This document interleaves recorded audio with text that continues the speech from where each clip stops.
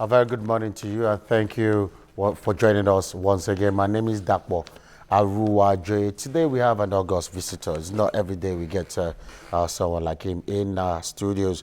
I have Honorable Efe Ofor-Buruku. He's a member of the Delta State House of Assembly, a chairman, House Committee on Works. Thank you very much for joining us, Thank you for having me. Honorable Ofor-Buruku. You of the SDP. Yes. How many of you are in the Delta State House of Assembly? Well, the Bible says many are called, but few are chosen. Were many that started the journey through the campaigns and all of that. And two of us succeeded to the House of Assembly after the elections. But somehow, one lost out at the Court of Appeal. So today, I'm the only SDP sitting member of the Delta State House of Assembly. And practically you've been of the opposition right from time, a minority opposition. Well, I would rather say yes and no. Yes and no because circumstances threw me to the SDP. Circumstances threw me to the SDP. Though my first election in 2011, I contested on the platform of the Democratic People's Party. And in 2015, I attempted to run on the platform of the PDP. Though I won the PDP primaries, I was issued the certificate of return.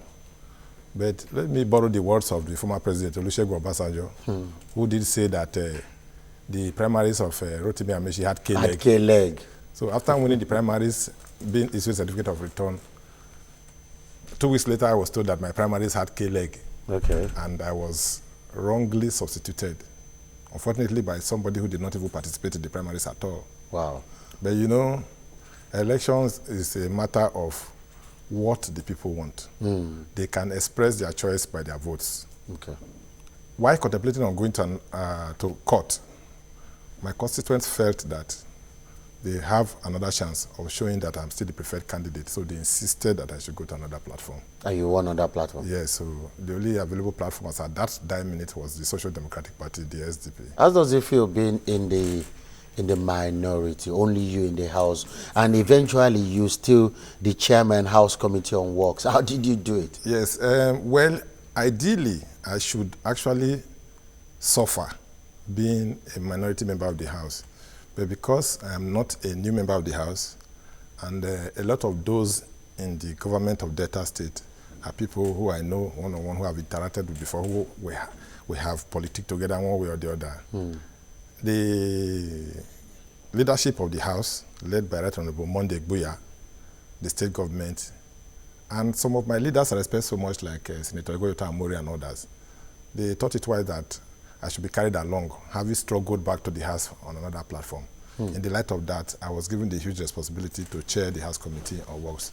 It's an opportunity for me to prove myself, and so far so good. It has been very encouraging. And talking about works in Delta State, can you, because we have OKOROAFOR now. Yes. We had Uduaghan before, and before him we had Ibori. Yes. Can you tell us how far works has been, the roads and everything? Yes, let me say that Senator Ifeanyi Okowa, the executive governor of Delta State, came with a lot of enthusiasm to govern and to take the state to a new level. But circumstances beyond his control did not allow him to continue at the speed and the zeal with which he came. What circumstances? Of course, it is not news that the states across Nigeria, the states, they are no longer as buoyant as they used to be. And when you talk about works, in the Niger Delta State, it's something that will involve a lot of money. And that kind of money is not available to the state at the moment. Okay. So the zeal with which the governor came is not the same zeal with which he's able to deliver the dividends of democracy to the people. Okay. So he came, he met a shaky situation. He's trying to stabilize, and I want to assure through this medium the good people of Delta that this dry season will be different from the previous one. Okay. We're beginning to find our footing. 13% derivation. Delta State gets 30% derivation. Yes. You get a lot of allocation. You're part of the NDDC. No, a lot. The word "a lot" is relative. When you say a lot of allocation, it's relative. Compared to other states, You get a lot of... no, compared to other states, we also contribute a lot to the pulse of the country. So you must not forget that part of it. Okay, let's put it that way. Since inception, since 1999, yes, when Ibori took over, yes. Ibori was there for like 8 years. Oduagan took over. Are you saying now Delta is not generating as before? But Delta was doing fantastically well. If Delta wasn't doing well, the allegation against Ibori wouldn't have been possible. 40 billion naira, they said the man stole, allegedly stole. If Delta was doing well, why is it that it was too difficult for our leaders to save them? And Okoa will be smiling by now. Okay, let me say that, you see, you have just said Delta was doing well. To me, I won't agree to that Delta was doing well. We can only be talking about doing well vis-a-vis the fact that we're coming from a military era. We transited from military government to civilian government. In the military era, they consolidate power. It's just a committee of friends running the affairs of Nigeria. In a democratic setting, you and I have a stake, we have a say. So the difference was that when Ibori came, Deltans now had a say. First through the ballot box. Next, they're able to also ask questions. They're able to challenge the status quo. Why is this not happening? Why is that not happening? So to that extent, there was a deviation. It was not as if the oil started flowing when Ibori came. That was not the case. The difference was that oil was doing like 100 and something dollars per barrel when Ibori was there. Well, I don't have the exact amount, the price of oil at that time, but I doubt, seriously, if it was up to that. Okay. The point I'm trying to make is this. Ibori decentralized governance. He liberalized governance. Unlike, like I said, in the military era, only a few friends sit down to determine the fate of others. When democracy came in 1999, across Nigeria, governance was decentralized. The people now had a say. The people now had the opportunity to make their input, to make contributions. We now had a situation where somebody you know, somebody living in your neighborhood, is either in the House of Assembly, is either a commissioner, a special advisor, a special assistant. Don't forget that during military, you don't have these offices. Apart from commissioners, you don't have most of these offices. So you may be very far from government. So democracy brought governance closer to the people, so that people can participate and reap the dividends. Let me add this. Okay. Before the advent of Ibori in 1999, I was born and brought up in Nubie. I politic in Nubie, I represent Nubie. And Nubie is where you have the pipelines, right? Yes, you have pipelines, you have refinery. You have refineries, yes. You have pipelines, okay. Yes. So before Ibori came, if you had bad roads, potholes, most of the time you will see billboards. This road is being renovated or being rehabilitated by Shell NNPC joint venture. This road is being constructed by Chevron, ELF, AJIP, NNPC joint venture. Those were the kind of things we saw then. But when democracy came, these oil companies were demystified. Democracy now gave opportunity to Deltans to have roads and projects in their neighborhoods that are outside the purview of oil companies, of IOCs. You now had government taking development to the doorstep of the people. After 2 years of democracy, we stopped seeing those billboards bigger than the projects of an NPC share joint venture or this and that joint venture. We started seeing Delta state government, Delta state government, Delta state government. In fact, you didn't need to have somebody in government then for things to happen, because the people in government, they know the terrain, they have lived in the state, they know where the bad roads are, they know the various corners of the state, they know where to put what. And the people started celebrating that for once, a lot can be happening within a short time. Okay. And at the same pace. But the celebration, it went for long, right? Because some will argue that if Ibori from now, okay, let me ask this question.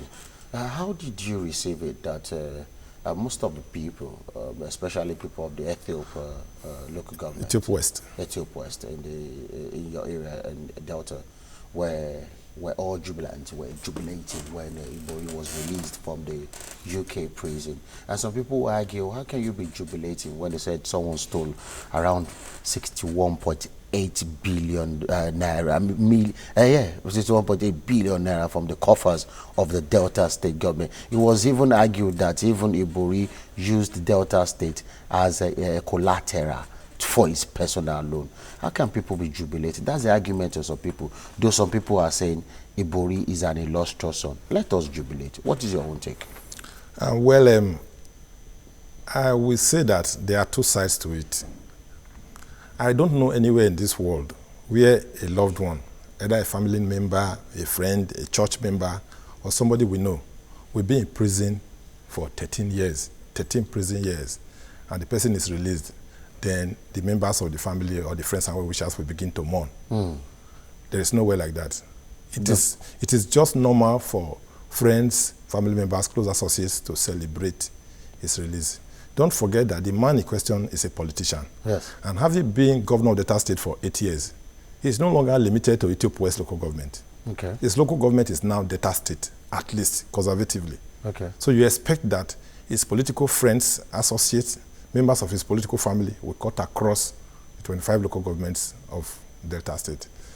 Having said this, it simply means, just like I said before, that having served his term and his release, it's natural for them to rejoice at having him back. Even with all these properties and he has amassed himself, allegedly amassed himself. You have said it all, allegedly.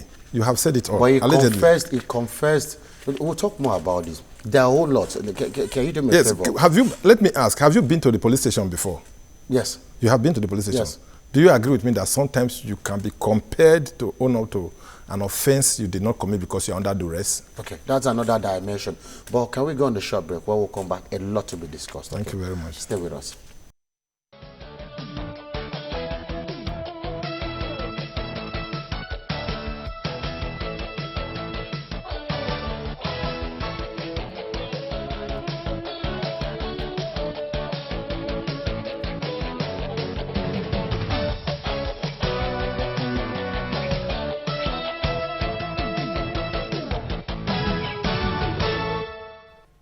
Welcome back. I still have the Honorable Efe Ofor-Buruku, a member, Delta State House of Assembly in the House. Thank you very much for staying with us. My pleasure. Okay, as we were talking, we're talking Ibori and how much allegedly stole could do much in fixing. According to you. How much allegedly he stole. That's what the paper. According to that. According to the Crown Court. The Crown Court in London Crown Court said so, and the body pleaded, not that more, to 40 billion naira. That's what they said. It could be 61.8 billion naira, according to the London Crown Court. Okay, let's talk about this fact that even at the end of the day, Delta State might even have to forfeit the alleged money that it took from Delta State. That means the money might not come back to Delta State. You remember the Delta State government has forfeited 15 million naira, which it was alleged that Ibori paid Ribadu as bribe. Because Justice Kolawole said he had to forfeit that money to the purse of the federal government because the Delta State government refused to take the case further. Do you want to say something to that? Let me say that I want to believe that the essence of this program is not primarily Ibori, yes. Ibori as the case may be. Whatever the issues are, the man has served his term, he's out. I think it is just proper. It is not out of place for friends, well-wishers, political associates to celebrate his return. But don't also forget that we operate in a climate where a lot of things can happen, especially when you are a politically exposed person. We have not forgotten so soon the ALHAJI episode. Yes. And how Ribadu then was at the airport to point at ALHAJI and all of that. The conspiracy theory surrounding his arrest, his alleged dressing up like a woman to escape and all of that. So a lot happened politically in this country. And you know too well that because of the way we go about our politicking here, we can do and undo just because we either want to score political points or we want to get some people off the track. Even the former president, Olusegun Obasanjo, suffered some level of intimidation and harassment. He was even locked up. MK Abiola was locked up as well. So when you find yourself in some of these circumstances, people like us who are also in the political sphere, we have difficulty in swallowing some of these things we hear and some of these things we read. If you ask me, you cannot rule out conspiracy theory. It is not because it's a London Crown Court. The British people are not infallible. The question regarding the death of Diana has not been answered till tomorrow. And this is Britain we are talking about. So what makes me think that there's no conspiracy in this same matter? Okay, what makes you think that there's no interference? Let's leave that to the court of law because there's still an asset forfeiture case coming up in January. But let's leave that. Let's talk about how to, you know, the new budget, a budget of hope, it said. 7 Which of the budget? Okay. The Nigerian national budget. Okay. National, the FG budget. Okay. 7.298 trillion naira.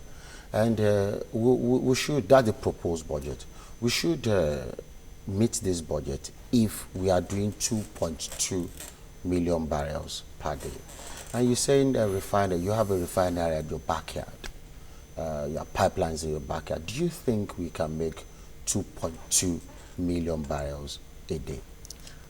If you ask me sincerely, we can make it. We can make it if and only if those in Abuja who determine the sharing of what comes out of the oil are willing to face reality, are willing to call a spade, are willing to climb down from their high horses and face reality. That is the only time we'll be able to achieve that. What's the reality? The reality is they need to do what I call give and take. They need to sit down and accept what can possibly bring about peace in the Niger Delta and follow it to the latter so that there can be peace. Because if you live in a house and you lock yourself indoors, you don't come out. To that extent, you feel nobody can come in. But guess what? If somebody outside is throwing stones on your roof, the noise will disturb you. You won't be able to sleep. The point I'm trying to make is deploying military, helicopters, gunboats, gunship, this, that, will not solve it. The Operation Crocodile, right? Whether crocodile, whether python dance, whether lion sleep, it won't solve it. It won't solve it. That is the truth. Because you are not going to fly across the heads of these people to go and pump the oil. Don't forget that most of these military personnel being deployed, they are not very conversant with the terrain. Don't also forget that these people were there when these pipelines were laid, when their farmlands were acquired and used as right of way for pipelines. So they know what pipe, which pipe passes where and how deep or where it is. They know. But the federal government is saying the militants should come for dialogue. You know, they've had this dialogue or discussion on the roundtable discussion where there was a 12-point, is it a 12-point agenda then? But afterwards, you discovered some few hours afterwards, after reaching their conclusion, the boys went back to the creek bombing the installations.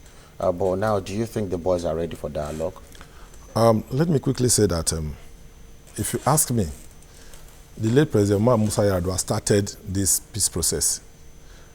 President Jonathan tried to build on it. I expected the APC leadership in Abuja to take it to the next level.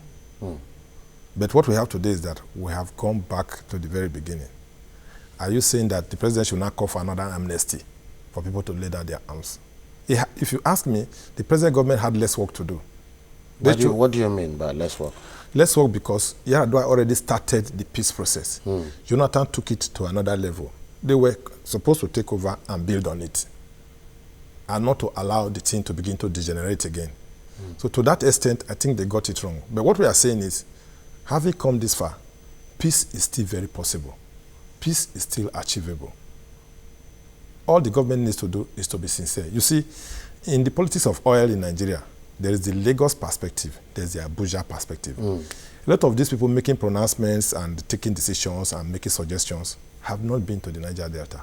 What's the Lagos perspective? What's the Abuja perspective? The Lagos perspective is that these militants are misbehaving. They must be dealt with. The Abuja perspective is kill them all, we'll take the oil. And I'm saying to you, without fear of contradiction, that it won't solve it. But do you think the militants, some of them are, people argue some of them are agitating genuinely, while some are just misbehaving with the way they put it? I very much agree with you on that. As a student union activist in my days in the university, we have had reasons to carry out Aluta. University of Benin, right? University of Benin. Okay. We have had reasons to carry out Aluta demonstration. Why the Aluta is on, you see people looting shops, robbing people on the way. Before we left our campus for that demonstration, that is not our aim. And a lot of times, it may not necessarily be the students that are doing the looting. but some miscreants, some elements around taking advantage of the situation. You cannot rule out the possibility of criminals now taking advantage of the situation to carry out, criminality and all of that. But I also know that the government has the wherewithal to be able to separate the shaft from the wheat. How can they do that? To determine who the real militants are and who the criminal elements are. So because they're not allowed into the creeks, they're not allowed into the midst of the people. So you don't need to go to the creek this time around. All you need to do is to create an enabling environment for them to vent their anger, to talk to you, to discuss with you. After being discussed, this is what we want. There is no war that is not settled at the round table. After all the fighting, the bombing and whatever, everybody still comes to the round table to discuss, to negotiate. But how to know the real ones? That's the problem. It is very easy. The IYANA-IPAJA method, I'm sure the formula is in AROCHUKWU. You look at it. How did he go about it? Who were those IYANA-IPAJA spoke to? Who were those he held meetings with that brought about the amnesty, the relative peace we experienced? It is a simple matter. All you need to do, okay, this, and this were the people that my predecessors interacted with, and they achieved this. But do you know the people that the predecessors interacted with? People like the Jomogbomos, the Mend, people like the Orcas, and somehow not in the film anymore because Orca is there in South Africa and Jomogbomo has been quiet of recent. It seems the new boys now are out and they are saying the old boys have taken much. That was their time. So how do you talk to the old boys when the new boys are agitating? Okay, let's look at it this way. Having served as a senator of the Federal Republic of Nigeria, till date you are referred to as senator this and that. Yes. My view is this. Having been a militant, you have accepted amnesty. You still know so much about the industry. Once a soldier. Always a soldier. If such persons are invited for dialogue, I can tell you for free that they know who and who to reach out to that can bring about peace. The so-called new boys are talking about, I'm very sure they have an idea of who and who, because these people are very conversant with the terrain. Who their seniors are. Yes, the seniors know the juniors. The juniors know the seniors. So if you invite the seniors and you discover that it's actually the juniors that are now fomenting trouble, I can tell you, you can use the seniors to reach the juniors to come to a round table and discuss. Okay, Honorable Ofobru, we need to go on a short break. When we'll come back, a lot more to be discussed, okay? Stay with us. Thank you.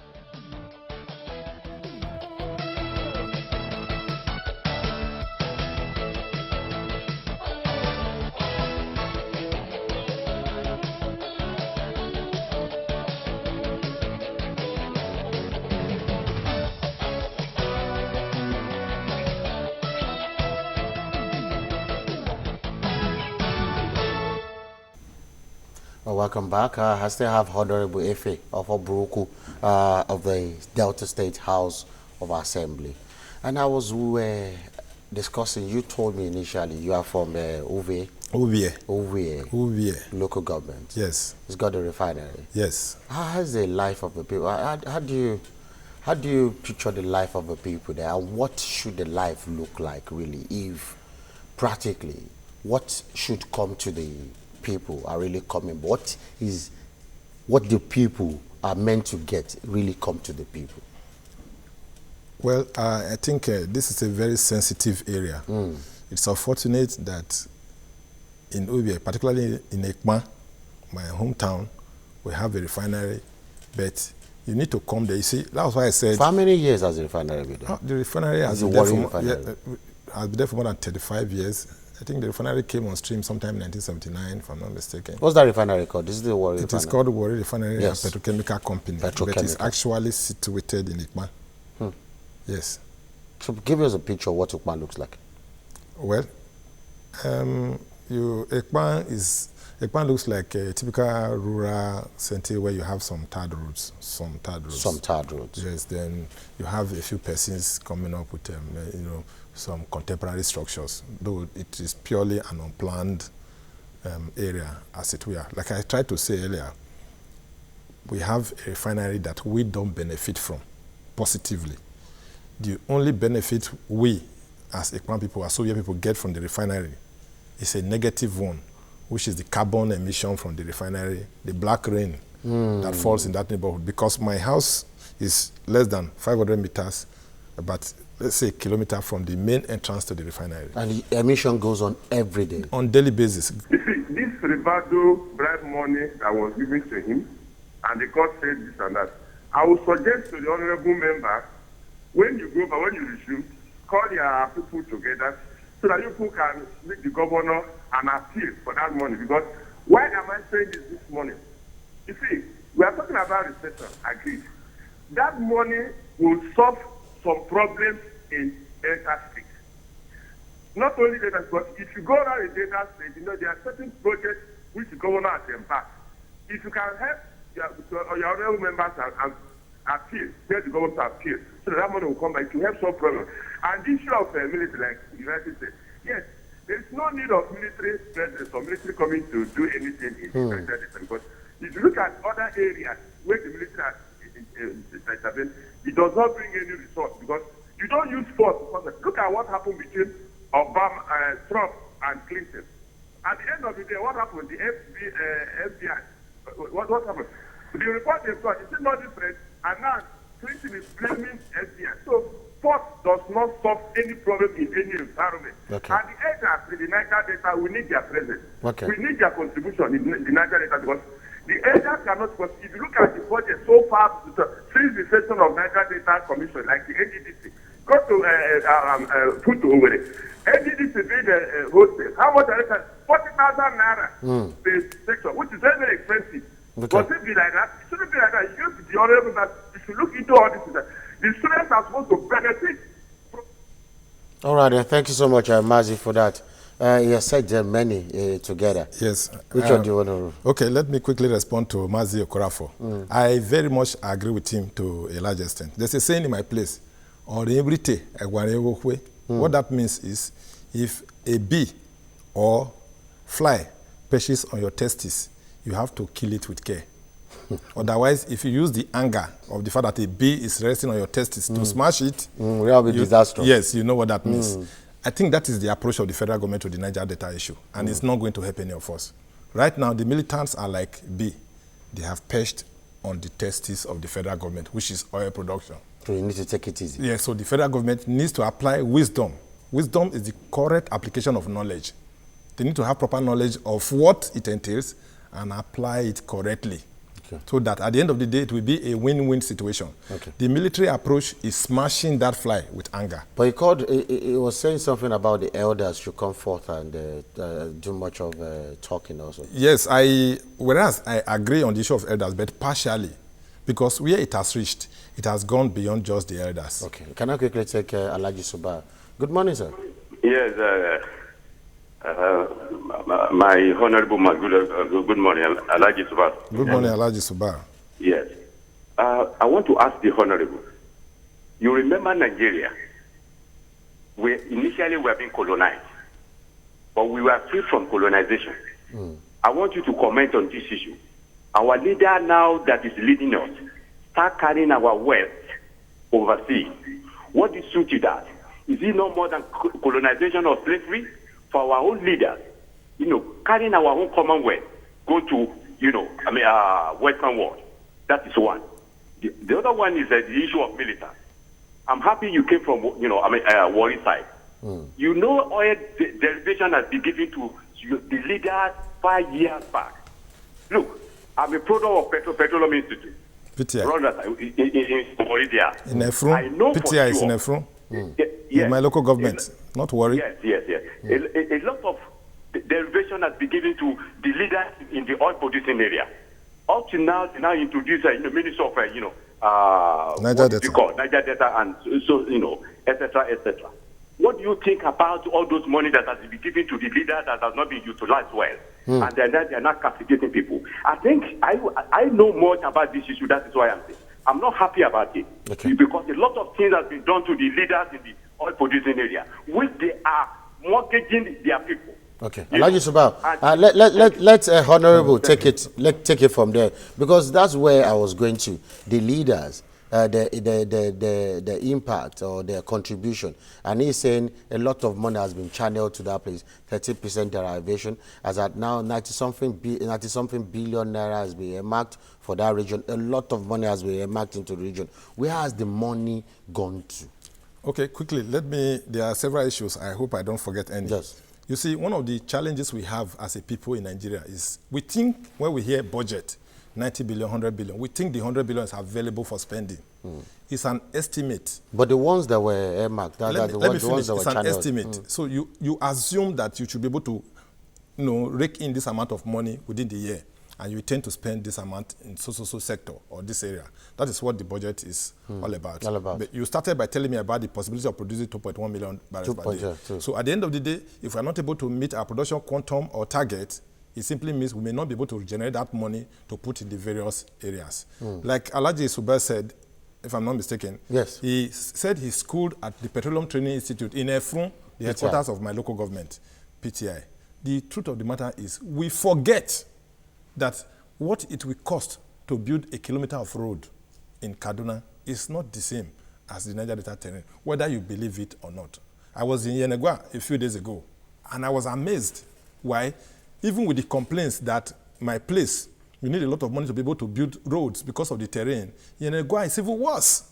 Which means if you are going to use 1 naira to build in my place, you need up to 3 or 4 naira to build in Yenegua for a kilometer of road. So these are some of the issues we have. Then again, the federal government also needs to stop playing the ostrich game with oil resources. What do I mean by the ostrich game? The federal government has refused to tell Nigerians and the Niger Delta people which local government or which state produces what quantity of oil and how much is accruable from that oil on monthly basis. And you think it is just let me finish. It is just purely politics. So to that extent, you cannot actually ascertain how much is being contributed in terms of the value for oil from each of these states. Then again, when these resources are distributed via federal account allocation committee meetings on monthly basis, in the days of OKODUA, they are published monthly. So you can tell which state got what. So the government should be doing that now? Yes, government should do that. Can I quickly take OKODUA? The people should know how much their states are collecting, so that we can ask questions. I always encourage the electorate to ask questions. I encourage my constituents to ask me questions. They should ask questions. Wonderful. I'm not a supporter or a promoter of people cutting away the resources of the state or even local government for any reason. I like that. OKODUA, good morning. You're calling from Ogun. Yeah, good morning. How are you? Morning. Wonderful. How is everything? Thank you very much. Yeah, I just want to let your guests know that the leaders of the Niger Delta region are not helping the country. It's just appalling that up to now, the militancy is still ravaging that entire community. The entire region is in, and they are just looking as if they don't know what to do. They are not helping the federal government, and it's affecting them because the mainstay of the Nigerian economy is the oil.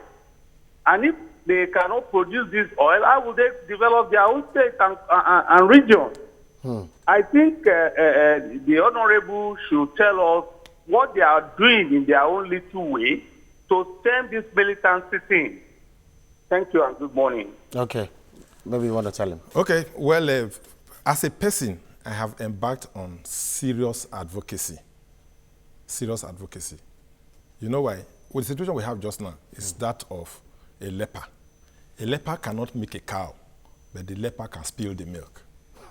So because you need the milk, you need to carry the interest of the leper along so that he doesn't spill the milk. That was why I gave example of the fly on the testis. The point now is the government needs the oil money, just like with the Niger Delta people.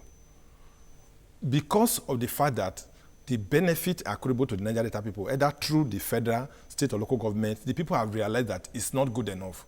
That is why some of them, not all, have resolved that, okay, nobody gets it.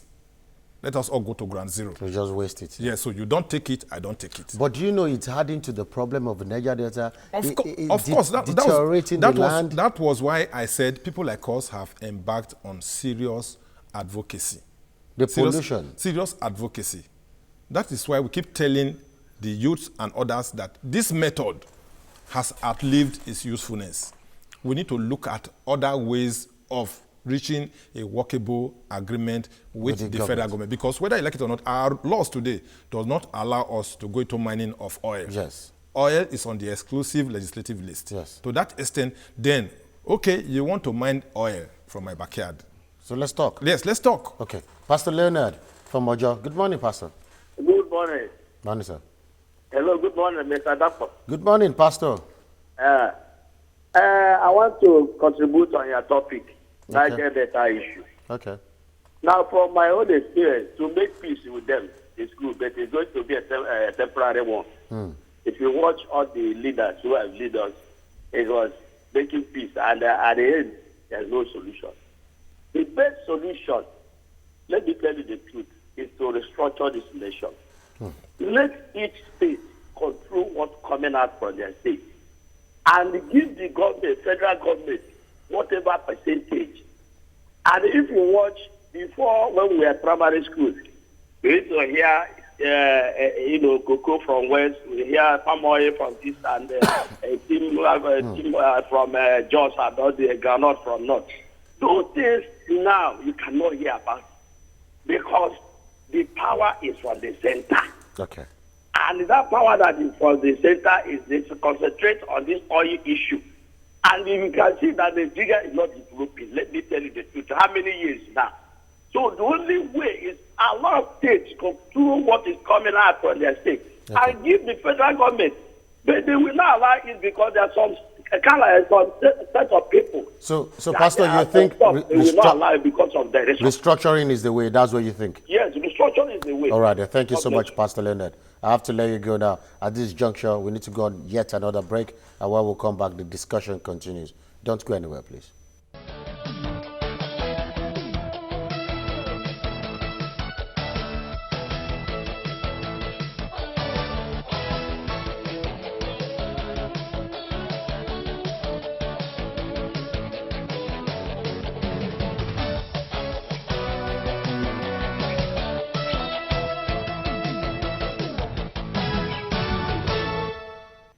Welcome back. Before we went on break, Pastor Leonard, the last caller, said to solve the problem of the Niger Delta region, we must restructure. And that's a question I'm taking to Honorable Ife of AROCHUKWU. What do you think about restructuring? Maybe that's the only solution for now. Well, like if you ask me, I don't think there's any sacrifice that is too much for peace. I don't think anything that will bring about peace in the Niger Delta, that will bring about development, is what I support. If restructuring is good, it is very good, but the key players, all those who are involved in the process, we have to come to the round table to discuss sincerely that this is how to go about it. Because most times when we talk about restructuring in Nigeria, a lot of people think that it will favor only the South-South or only the Southwest. A lot of people think that, it will favor only the South. No, restructuring will be enshrined in our constitution. It will favor everybody. Everybody will be busy. Because everybody has got one thing or the other. It's just that at the moment we are practicing lazy democracy, where everybody goes with a bow. The feeding bottle federalism. Yes, in the words of distinguished Senator the bottle democracy, where everybody goes to Abuja to go and get something, and without asking questions, they are so excited. Oh, this one got to me. Without asking how much came, what was the quantity of oil we produced, what was the quantity sold, at what price was this sold, why am I having this? People must ask questions. We, the Nigerian people, continue to ask the federal government. Federal government should continue to put the real figures, the facts behind the figures, in the public domain, so that we can ask our leaders questions. Okay. From Ojota, Habib. Good morning, Habib. Yeah, good morning, Mr. Dapo. Good morning, sir. Brother Amigo. Brendo. Magari. Yeah. Good. It's a pity that we are still in this kind of situation we find ourselves in the Niger Delta. Because, believe you me, that region should be the best region in Nigeria, in respect of how you even see it, because of the oil that is there. If you look at most of the Arab nations in the Middle East, it was this oil that transformed them, talking of Qatar, Saudi Arabia, and Dubai. But the fact remains that in Africa, in Nigeria, to be more precise, we have this problem of greed. So that's even still the major problem. Even though we restructure and rebrand, if that factor of greed is not removed, we're still going to fall into the same mess we still find ourselves in. And on the part of the government, the federal government, they need to be more sincere about the issue. Because you can't have a place whereby big high-end big oil majors come and pollute your land, and you expect the people in that region to be happy with you.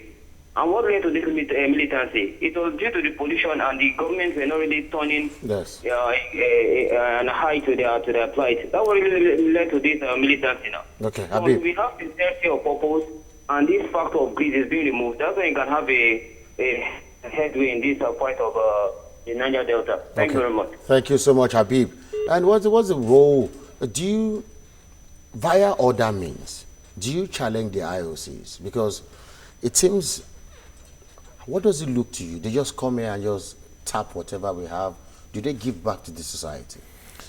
Well, sincerely, the last time I saw the international oil companies give back to the society was when I was in the secondary school, and that's a long time ago. Like I mentioned in the beginning of the program, since democracy came, they have been demystified.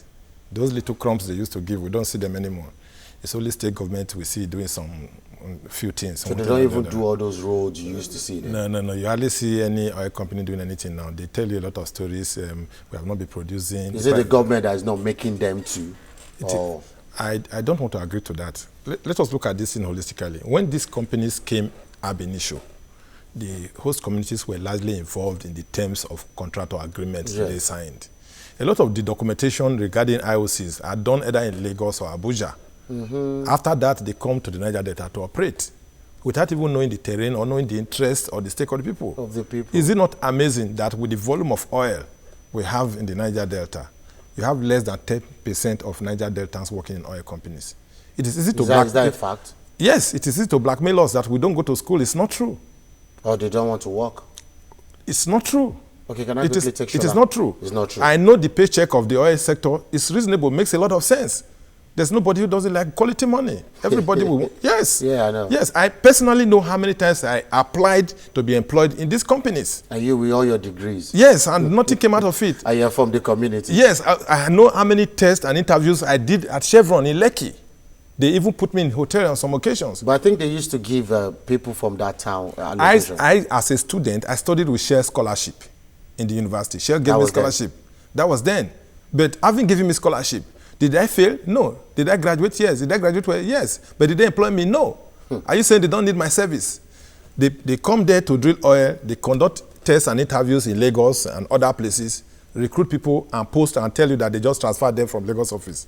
New people. Meanwhile, our youths are out there with their certificates from white turning brown because they are becoming stale. It's been long, they graduated, no job, and nothing is happening. It is very unfair. I have somebody that has been on the line. Very, very unfair, you said. Yeah, that's true. Shola from IPAJA, good morning. Good morning. Sorry for keeping you waiting. Yeah, same to you. Yeah, it's okay. Compliment. Same to you. From what you have just heard from the Honorable, as a person who benefited partially from the scholarship scheme and unable to be given a job, based on what you understand about the environment, what you expect of such people. This is a thing that happened all around the Niger Delta areas. And I keep telling us that there is a Latin that says that ABULE AROCHUKWU when you push the goats to the wall, the goat will attempt to turn back. See, can we for the first time declare peace to this region? And let us see what comes out of it. It's been bastardized.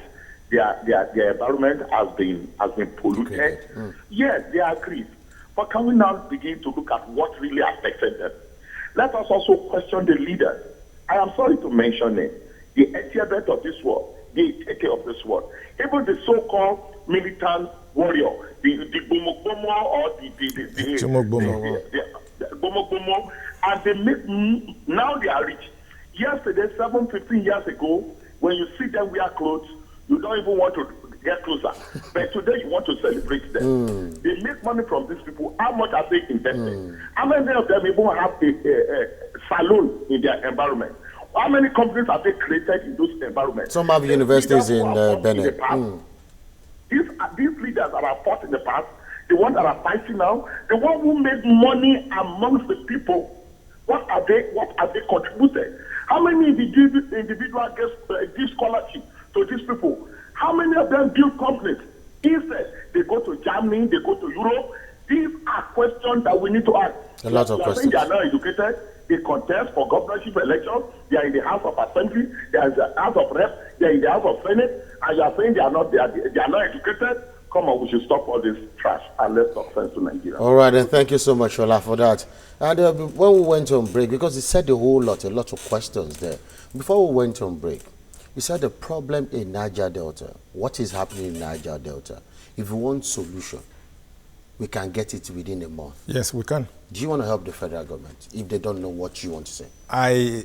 One of the steps towards making sure that we have solution to the Niger Delta question was the fact that people like us had to go and run for elections so that we can have our input, no matter how small. Former student union member. Yes, we can have our input, no matter how small, in government. We can bring our views to bear so that... As we're rounding up, we're providing solutions now. As we're rounding up. I think the solution, like we have said before, is that we must come to the table to discuss sincerely. No wayo, no mago-mago. You tell me the truth, I tell you the truth. This is how I feel it, this is how you see it. It may not be 100% the way I want it, but it must also not be 100% the way you want it. Both sides must be willing to shift grounds so that we can fashion out a workable solution. But don't forget that in as much as we are where we are just now, there's also the political dimension to the Niger Delta issue.